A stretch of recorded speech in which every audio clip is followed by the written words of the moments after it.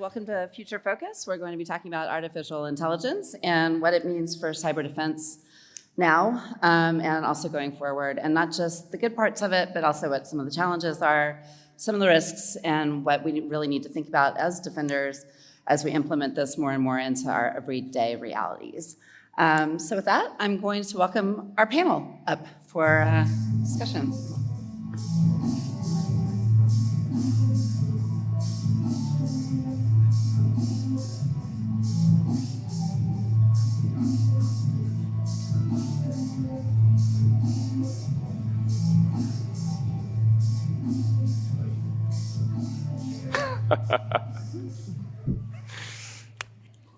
Great, welcome everybody. Thank you for joining. Let me introduce them very quickly here. We've got Marina Krotofil there on the end. She is our cybersecurity product owner at Maersk.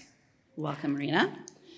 Next to her, we have Stefano Zanero, who is professor in the Department of Electronics, Information, and Bioengineering at Milan Polytechnic. Welcome. And next to him, we've got Maxine Holt, who is Senior Director of Content at the analyst firm Omdia. Welcome, Maxine. Thank you. And last but not least, we've got Fyodor Yarochkin, excuse me. That's correct, yeah. Senior Threat Researcher at Trend Micro. Thank you very much. Thank you. Joining. All right. So we've got a lot of different topic discussion areas that we want to talk about. I think, maybe a good place to start is level setting. Obviously we talk a lot about how AI can be extremely helpful for defenders, also how adversaries are adopting it as well. So a little bit of a space race going on there. I think from a defense perspective, though, maybe what gets lost in all of the heady hype and conversations about it is that, this is not perfect. This is new, right? And there's some risks and some things that we need to take into account as it's becoming rapidly adopted. So why don't we start out with the ethical dimensions, if you guys maybe want to kick it off, talking about some of the things like hallucinations, which are false positives or false statements that might be spit out by a ChatGPT, for example, or bias that comes from just the algorithm not having enough relevant information to provide decent outcomes. So, Max, why don't you start? Yeah, sure, no problem. So I'm not sure I'd fully agree that AI is quite new. I think it has been around in cyber for a long time, from a defensive perspective, of course, and an offensive perspective as well. But yeah, I mean, the model poisoning, the integrity of the data, when we think about security, we think about confidentiality, integrity, and availability. And the integrity of the data, for me, that's a really important piece from an artificial intelligence point of view. So I think we really do have to focus very heavily on making sure that the data that's going into it is accurate, is valid, and is big enough to be able to, get accurate results out. I've seen some ChatGPT stuff where eventually, after a number of probes, the ChatGPT response has been, "Yeah, I've made it up." Well, that's just not great, really. So, yeah, that would be my initial. Not useful. No, really. not at all. Yeah. Not at all. Right, and I think that's something that you were talking about earlier too, just the sheer, lack of, maybe there are multiple different realities according to AI. How do we know which is correct? Yeah, that thing is going to make us crazy, yeah.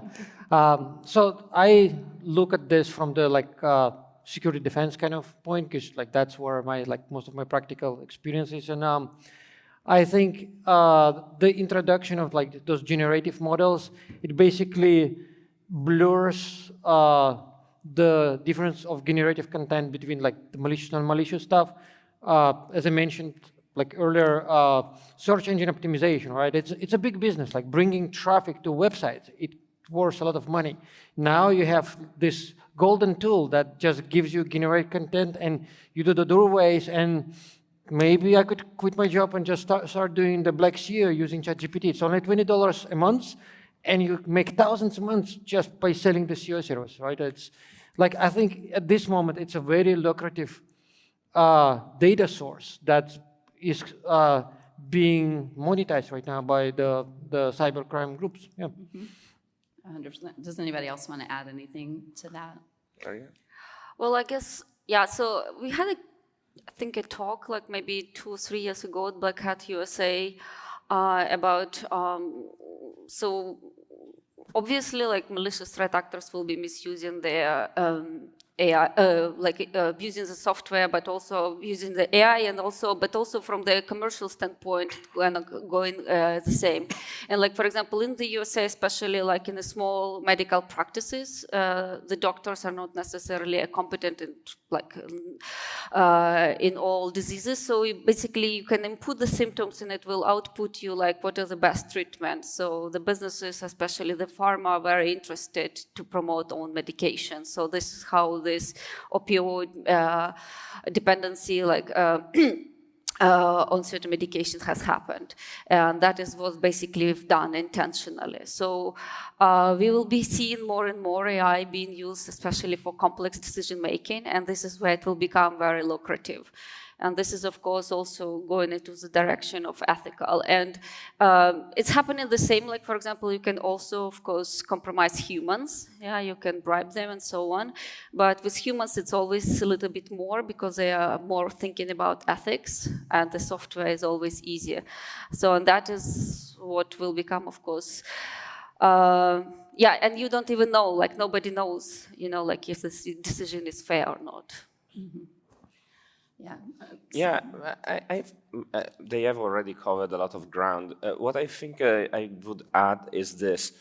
Besides the ethical dimensions in ensuring that there is no bias, ensuring that we are able to reconcile what a model generates with reality and so on, there is a fundamental ethical concern in engineering that is related to safety and to the reliability of what you design.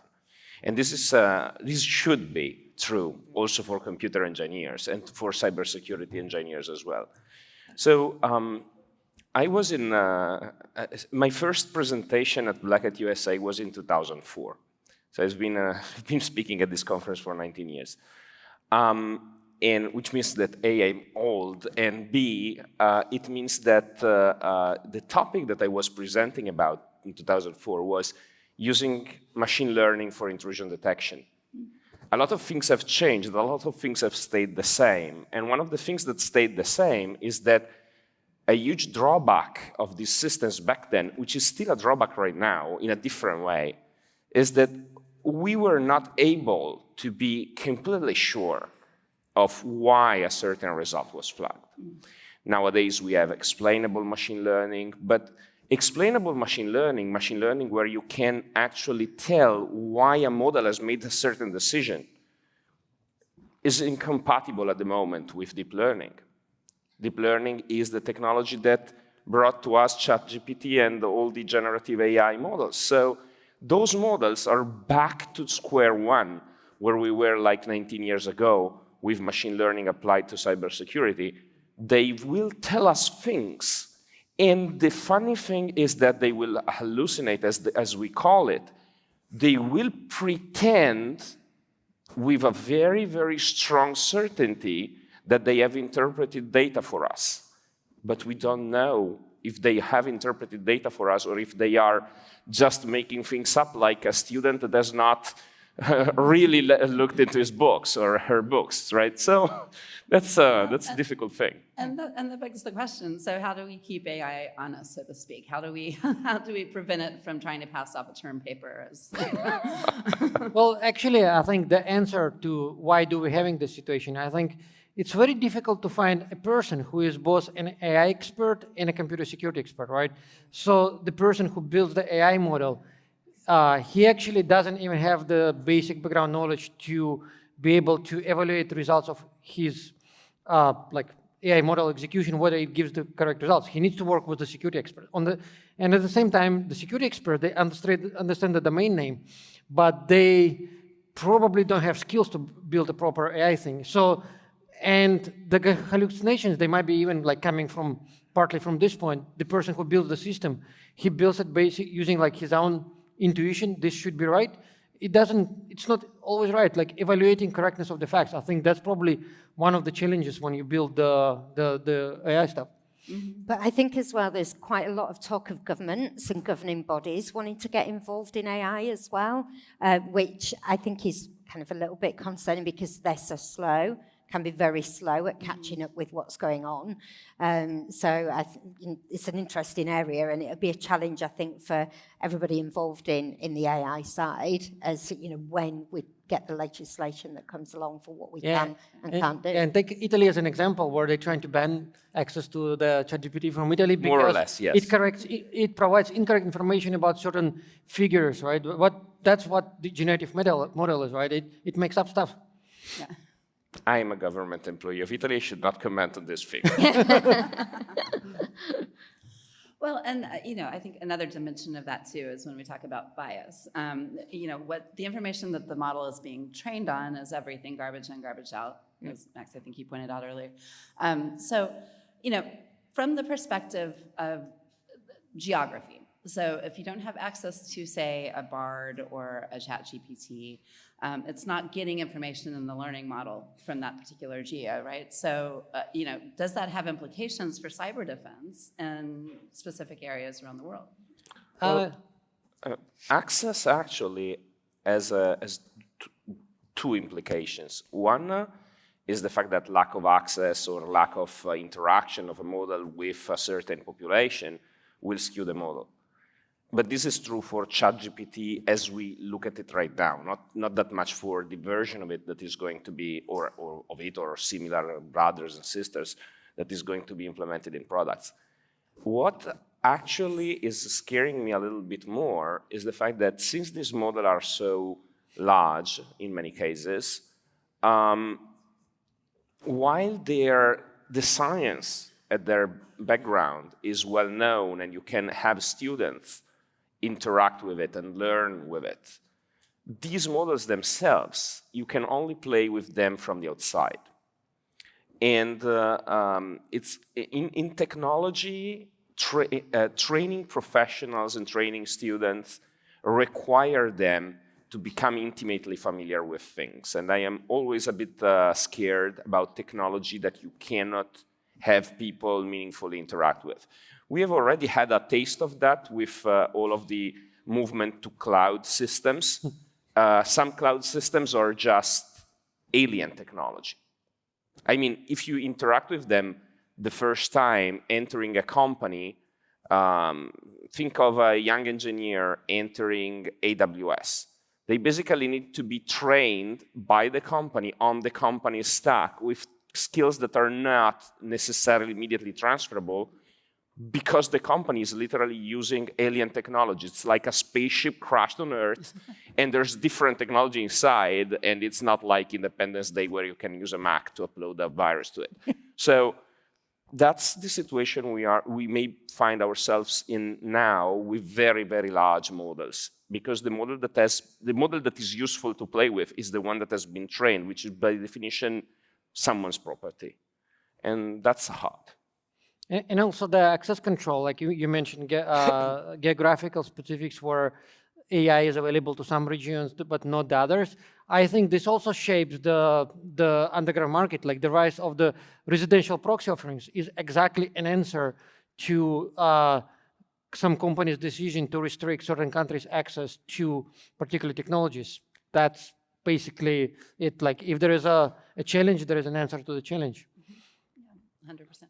I wanted to remind everybody that we do have a couple of microphones set up here, so if anybody has a question that they want to ask the panel, we'll take those as they come up. Please don't feel like you have to wait till the end. We'll spot you and we'll pause and take the questions. So moving on a little bit towards the intersection of risk and building in AI into cyber defense tools. From a Marina, I know from a ICS perspective, an operational technology perspective, the stakes are pretty high. Same would be, in a medical kind of setting, if you're using AI to, weed out certain threats, what if they get it wrong, that type of thing. I can see that as being an area of risk that might need to be taken into account. Would you agree with that, or is that not really? Yeah, that's an interesting question. So, for example, from the safety perspective, we typically used to, there is a very long, extremely long testing time until you get things right. And right now we start using AI more and more. And on one hand, so for example, when we do it for the fault detection, it makes sense because we deal with the complex signals with a lot of frequencies, complex spectral analysis, and so on.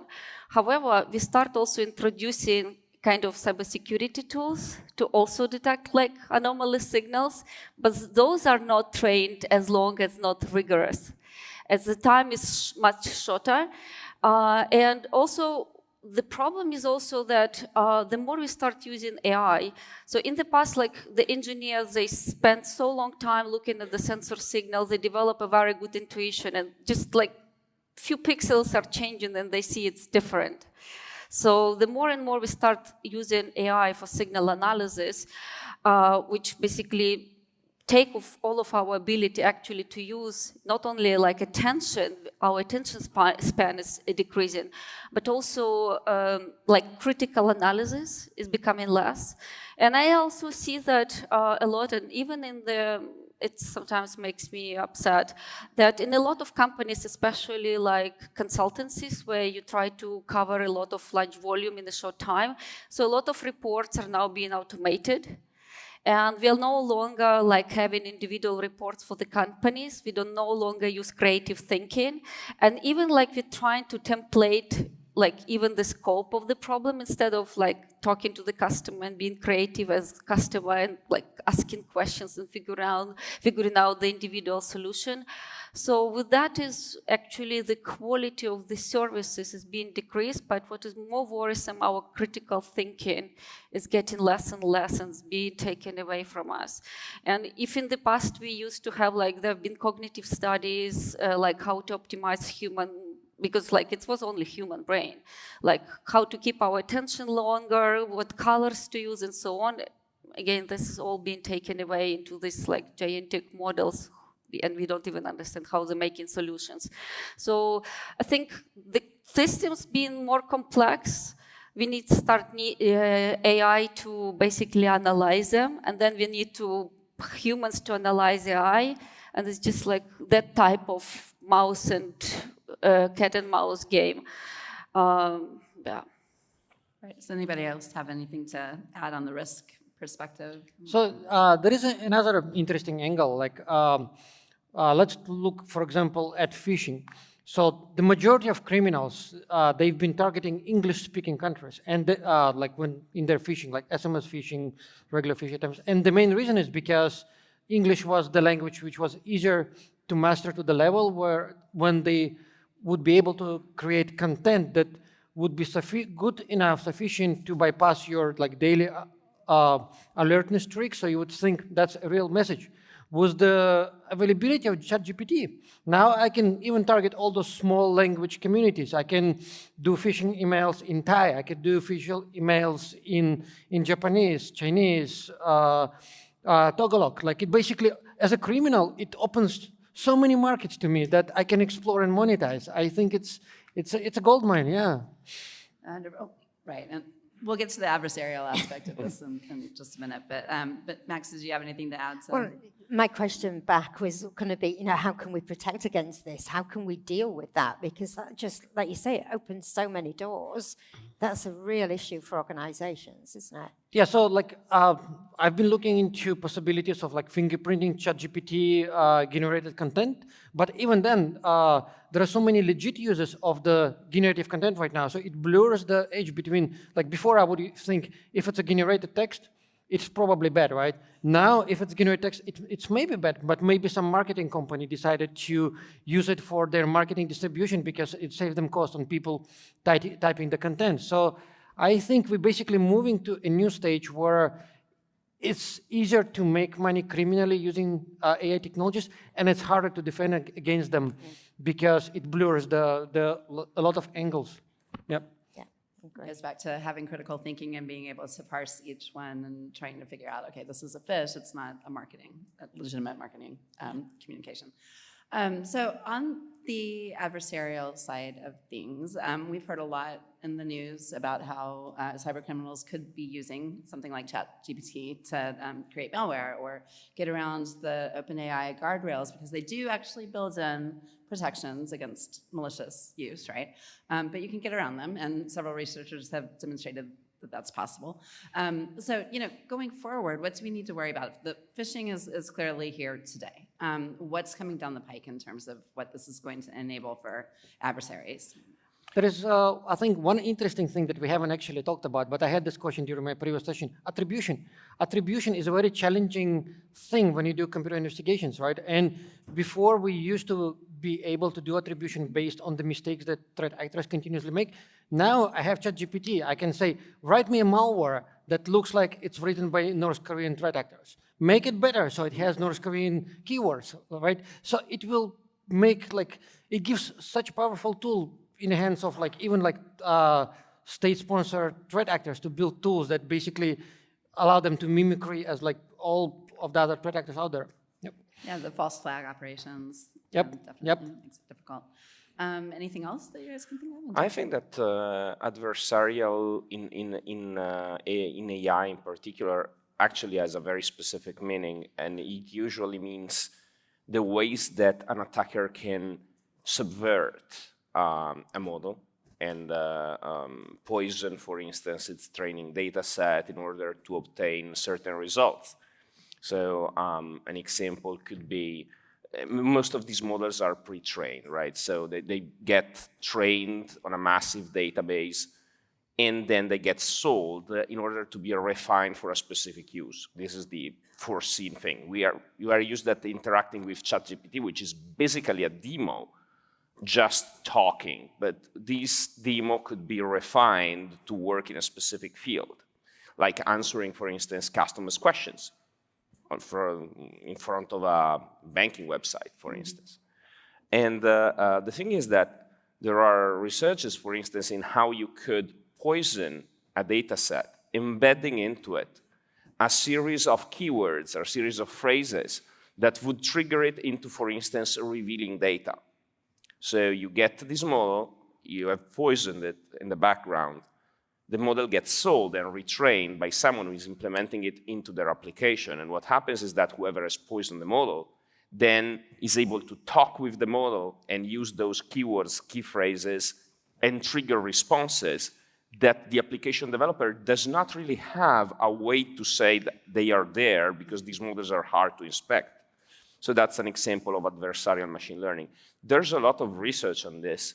Unfortunately, and we cycle back to what we were saying before, most of this research is on much smaller scale models than the ones that are being used and deployed right now. So we don't really know very well how these attacks, if and how these attacks will scale. We have a vague understanding of the threat models that there may be in this brand new industry of creating, pre-training, and refining models for machine learning and AI applications. And poisoning actually has already been there in the past because these models have been in wide use. As I said, I did my PhD using those in cybersecurity. So they were used before I did my PhD on it. So, in most of the cases, when we use these models in cybersecurity extensively, they were used, for instance, in fraud detection in the financial industry. And there, injecting transactions in order to poison the model is costly. You need to actually run the transactions. But if you are instead selling pre-trained models to others, then injecting a backdoor, it is still a costly attack, but with a much higher reward. And I can see sort of a cyber undergrounds, poisoning as a service type of situation, right? Yeah. Yes. Supply chain attack type thing, isn't it? Why not? Yeah. From the perspective, we're talking about the state of play today and what adversaries are doing with it today and what cyber defenders are doing with it today and our challenges. Going forward, take ChatGPT, sorry to keep referring back to that, but that is the current, thing. The next iteration is ChatGPT, based on 5, right? It's not here yet. The order of magnitude smarter. So what implications does that hold? And as, the InfoSecurity industry as a whole, what responsibility do we have to have a seat at the table in terms of how that gets developed? You want to go on? Stunned silence. Well, one of the things was this ChatGPT thing, like just, it's a great tool for data exfiltration from organizations that are users of ChatGPT, because I think it's very difficult to make this generative model to be useful without providing probability of sharing back what it's been like interacting with.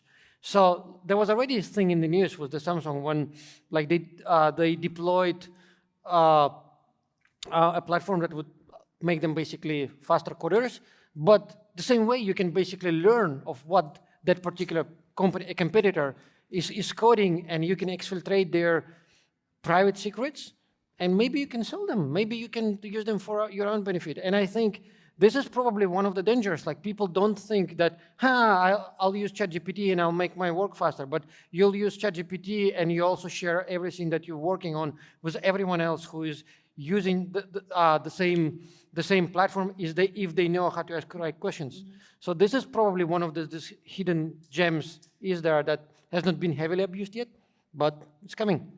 Do you think, though, that it's almost too hard for organizations to have to deal with? So who can deal with it? That'd be kind of, you'd look at it all and, yeah, there's some nice big organizations with nice big pots of money to address these kinds of things, but the vast majority of organizations do not have those resources. They do not have those skills. So how can we... Yeah, and the problem is the people who are making decisions, they're not even qualified to understand how it works, right? Yes. And that's probably like, so they're making decisions that where they don't have even technical capability to estimate the possible risks, and people who understand this, they not even in the domain of making decisions. And I think this is a growing problem as well, yeah. Yeah. I think that this goes back to the point that you raised before, that there is a scarcity of people that are trained in the technology of AI, any modern AI technology, and at the same time are trained to recognize risks. The mindset of our community is very atypical for engineers. Engineers that dedicate themselves to cybersecurity need to kind of shift their point of view, and some of us do it easily, but does not come natural to the majority of people. Because it takes a specifically twisted mind to actually do this. I mean, you can see this on this panel, basically. But the thing that I think is a risk, future-looking risk for the implementation of this, that I'm seeing right now, is a rush to implement these things without understanding not just their capabilities, but their intrinsic limitations. They are incredible tools, and they give you an incredible impression because they are aimed at imitating language. And humans think that, because we know, in humans and technologists in particular, we know that language understanding is terribly difficult. It has been very difficult for a very long time. You try to talk with Siri and you will understand what I mean. Right? Or you can use Alexa or whatever else, doesn't matter. At the same time, talking with a computer and seeing it understand you is the subject of science fiction things. What is the most incredible technology in Star Trek? The food replicator, the transporter? No, it's Major Barrett Roddenberry talking back to you as the computer and understanding you and talking with you. That's the most incredible thing that you see in Star Trek. And ChatGPT does that. And so we are fascinated by it, but it has limitations, and we need to take those limitations into account. Yeah, and now there is another interesting aspect. Question. There is a question? Yeah. Do we have a question? Yeah. There is a guy with a beard who would like to ask the question. Sorry. I spotted a hand. Thank you. Yeah, this is a very interesting discussion. And actually, we had a similar discussion with someone yesterday. And they mentioned that, so they were doing security assessment, right, for their clients, and their clients already started using ChatGPT unofficially, right? Like, I mean, employees of some companies started using ChatGPT, but uploading their company sensitive information. So my question is, right, like what our respectable panel members think what should happen, right, when companies can officially start adopting ChatGPT or similar technologies in their enterprises? I think they should at least grow in-house skills of building their own generative models by themselves. That's probably, to me, that would be the minimum criteria. Like if you're sharing your generative model with someone else, you're basically sharing a space where you can, you bleed the information, and someone who knows how to soak it in, they will basically take it. I don't think there is a way of making the generative model shareable and useful without having risks of leaking the information. I just wanted to add, it's not only ChatGPT, but Grammarly. Yeah, a lot. The same, and it's actually even like I made myself that mistake like a couple years ago. I've been like, you know, like it's always easier to check a couple of like, I'm not native speaker, so A and Z is always somewhere missing. So I've been like copying the corporate tax like from the reports, customer reports, like, well, Grammarly tell me where I've missed those. So the same. And then when we're implementing like data leak prevention, who's thinking about Grammarly? Nobody. And it's, yeah, we are copying all of that on the internet, and it's not only ChatGPT. And the very hard part there is that since these models are, in particular the large models, Grammarly is a smaller model in many ways, but it has already shown this problem before. It's not all that is old is new again, right? There are things that we have already seen. And in this specific instance, the problem is that some of these models, by nature, they are extremely large, so you cannot really train your own model in-house. And many of those will be offered as a service through APIs, because that's the convenient way to do that. However, while we are used to use like software as a service, right? And that software relies on partitioning the data between different tenants in a very, very tight way. That's what we expect. However, for these large models, that's exactly not how they will operate. The way that they increase their usefulness is by ingesting more data and using the data cases that they have seen on one customer on a different customer. And this is exactly what you don't want to happen, because then there may be leaks in reversing this and getting the data out of the model, either by chance or by design. If you are a company, you don't know.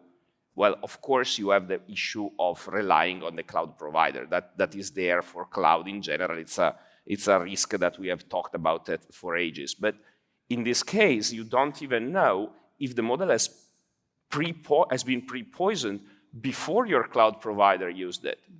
And this is a significant risk for which we do not have good answers right now. I wanted just maybe to, I just came to my mind an example. So, you know, like majority, so like if very few companies can afford having own like department for machine learning, like which can do with data. So typically you go to the service provider. And once at my work, we had an interesting example where you submit your data, like for example, specific, like in that case, like for example, Siemens was like, okay, we will analyze your data and provide you like some inputs. But then the problem was that, for example, so first of all, they will make learning from your data whom intellectual property belongs. On one hand, it is companies who submitted the data. On the other hand, this is the whole purpose that this vendor is learning from different customers, and this is how they learn how to optimize. But then they take your intellectual property, the way how you do the business, let's say, and then they will be applying your learnings, like your proprietary way of doing things, and help other companies to optimize their operations. And that was like, we literally were sitting together with the lawyers and we did not know what to do. Like, how to manage this. Because on the other hand, that's the whole purpose of those vendors, that they aggregate the data and find the most useful way of doing things. And at that point, we kind of like literally did not find the way. It brings to mind for me kind of what was happening 10, 15 years ago with BYOD, bring your own device, and shadow IT and all that kind of thing, that you've got people in organizations are going ahead and using ChatGPT, whether it's for marketing emails, as you suggested, or whatever it might be, they're using it already. So, you know, it's there. Samsung was the big example, wasn't it? The one that exposed the... And also like for the coding automation, right? But how many people in the room actually just program with ChatGPT? Like, can you just raise your hands? Anyone? No one? No one's admitting to it. Oh, good. No one's going to admit it. There's one brave person and a lot of liars. Yeah. There is basically this growing trend of having new wave of programmers who program with ChatGPT, right? But do you have a capability of like reading through all of the code that ChatGPT provides you? If I train ChatGPT with providing you code that has built-in wounds like buffer overflows. But how is it different from GitHub? Everybody's downloading from GitHub. Stack Overflow. In the old days, you might cut and paste an example from the book that might have vulnerability, but someone then fixes the book. Now, who fixes the vulnerable code inside the ChatGPT model, right? And if I'm after a particular organization, I know they use that particular language, maybe I can train ChatGPT with my questions to start providing the code examples that has interesting model, and then I can write a script to continuously ping until I realize that they started using my code. That could be interesting attack vector. I think it's interesting too that you know, a lot of what we're talking about is being pressed into play by smaller organizations that might not have security teams, ironically, right? They're the ones that need it the most, and they don't have it. We only have a few minutes left, so I just wanted to go through and ask each one of you some parting words for defenders. What are key takeaways here? We painted kind of a bleak-ish picture, I want to say. So, you know, what are some you know, key things that people in this room can take with them and implement when they go home? Well, I like what Stefano just said, that, you know, like we are rushing toward this thing. That's what recently I was also like mentioning about this, like I recently gave some national security agency some talks about like Industry 4.0, where our problems are, and the problem is that we are developing much faster than we actually even can comprehend ourselves. So we've just opened this AI track at Black Hat like maybe 4 years ago, and it's became the most popular. We get the largest number of submissions exactly in this track. It's just incredible amount, and you know, like pretty much what we create in AI, we receive a lot of works on the adversarial learning, and basically like every model is broken or you can basically bypass it. So it's basically the adversary can still do whatever they want. We start seeing talks that, you know, like the governments try to regulate it, but the requirements which they provide, they're just not compatible with the quality of, if you won't really build a model which will be providing high quality outputs, like to fulfill the requirements, which is create quite unusable models which pretty much still enforced on us. Yes, and you know, like we also, for example, especially a lot of in autonomous vehicles, and especially like Tesla has been one example, we receive a lot of application on that. And it's interesting that you might not probably be able to see a lot of them on the Black Hat stage. Why? Because, for example, the vendor is refusing to see it as a problem. And if the vendor is not seeing it as a problem, it's not interesting to present it on the stage. So it's kind of, yeah, we have to rely a lot on this type of systems. And yeah, on one hand, we are losing our ability of critical thinking. On the other hand, we have to rely on something which is not probably providing a satisfactory result. So yeah, probably no answer at the moment, but we are moving much faster than we can comprehend the world and systems which we are using. I think that the bleak picture that we painted, as you said, has also rosy sides. We can use ChatGPT probably or similar tools to perform threat intelligence, to analyze the sources of structured text that have been for a very long time eluding us.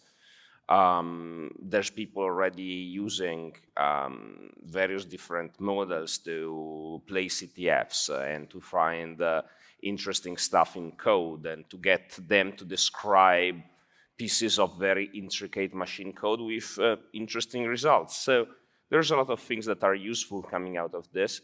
I think that as long as an industry, we do not just rush headlong into implementing things that we do not appreciate the risk borders of, we will be fine. And if history is any instructor, we will not be fine.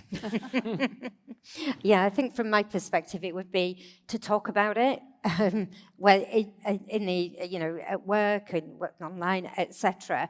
Because the more that we can understand about it, the risks and the benefits, the better it's going to be. But to have somebody rushing headlong into kind of the Samsung type situation is far from ideal. So the more we can surface the discussion, because you can sure as heck bet that people will be using it in the background if you're not actually talking about it. Yeah, I think basically the main benefit is automation of human labor on both defensive and offensive side. I can make just one last example. I'll just put my criminal head again. Think of the romance scams, right? I'm just very familiar with that because there are a lot of them in Taiwan, and people who run romance scams, they need to run a team of people who will be tracking all of their victims, all of the interactions, phone calls, human relationships. Now, me as a new age criminal, all I need is an API account to ChatGPT, and I can scale unlimitedly the romance scams.